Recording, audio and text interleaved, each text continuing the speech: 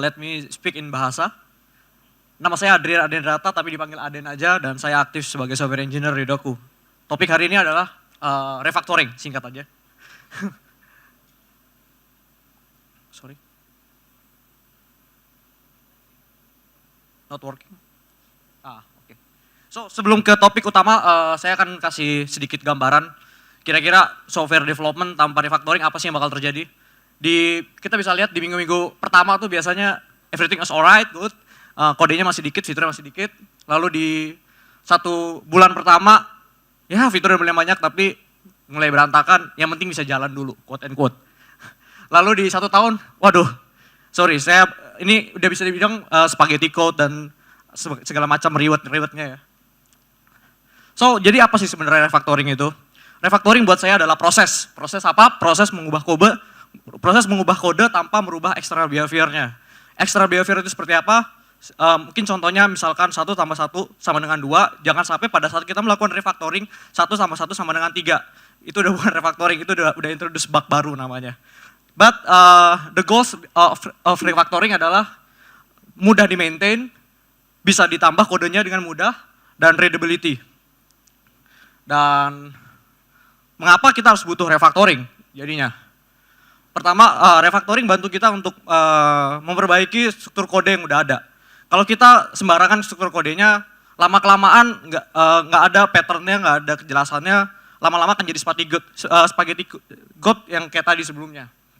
Jadi seolah-olah semuanya berantakan sekali. Dan kalau kita kerja dalam tim, kita pasti tahu kode kita itu nggak dibaca cuma kita doang, tapi semua orang akan baca kode kita. Termasuk the next feature of developer. Jadi kalau kode kita sendiri aja kita nggak bisa baca atau kita sulit bacanya, apalagi ntar buat junior-junior kita atau satu tim kita, yang ada kita mempersulit kalau kita nggak ngelakuin refactoring. Dan yang ketiga adalah bantu kita untuk program lebih cepat.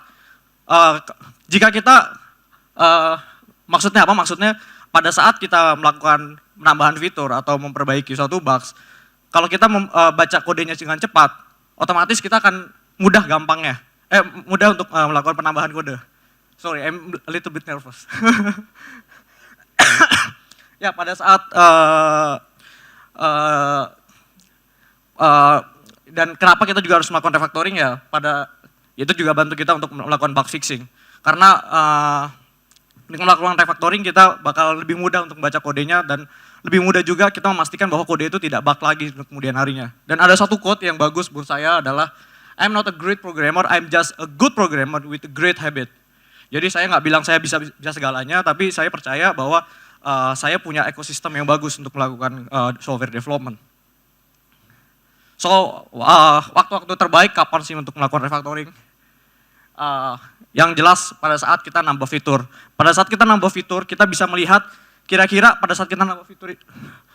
saat saya nambah fitur, pattern apa yang akan kita mau pakai? Desain apa yang akan kita mau pakai? Atau kita mau nambah kelas baru atau kita hanya menambahkan metode baru? Lalu pada saat kita bug fixing, biasanya bug fixing itu kita melakukan debugging ke kode-kode legacy. Biasanya kalau kita ngelihat kode legacy-nya udah berantakan, kita bisa melakukan perbaikan, entah itu merubah nama kodenya, entah kita merubah nama variabelnya, agar lebih mudah dibaca dan lebih mudah dimengerti. Nah, yang ketiga, pada saat kita melakukan code review. Code review ini biasa dilakuin pada saat kita mau submit code ke master atau ke senior untuk dilihat agar kodenya bisa dibaca atau enggak, atau sudah memenuhi standar atau enggak. Dan ini membantu juga untuk melakukan standarisasi bahwa ini kode yang saya push ke repo udah sesuai standar atau sudah bisa dibaca oleh orang lain atau belum. So, buat saya, berarti kalau tadi saya sebutin, berarti refactoring makan waktu dong. Yes, refactoring itu makan waktu. Tapi itu juga harus dikompromi.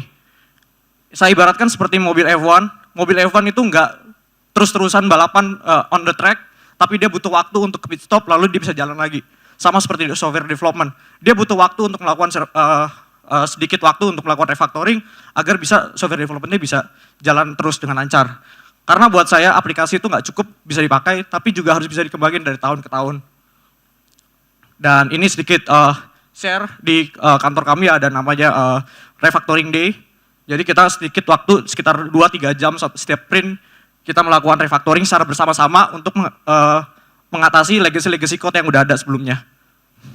Dan saya di sini kita melibatkan seluruh developer satu tim termasuk QA-nya saya bawa. Dan ini buat teman-teman yang pengen belajar tentang refactoring, ini salah satu buku yang sangat bagus dan sudah lama diterbitkan. Mungkin agak susah dicarinya, tapi kalau mau cari di online, saya rasa masih bisa dibeli. Saya waktu itu ngeliat ini di Safari Book. Dan mungkin kalau masih susah nyarinya dan lagi nggak punya kartu kredit buat belinya, bisa gratis, bisa ke refactoring.guru. Di sini ada contoh-contohnya, bahasanya juga sedikit fancy, jadi lebih mudah dimengerti untuk anak muda sekarang. Thanks dari saya, terima kasih.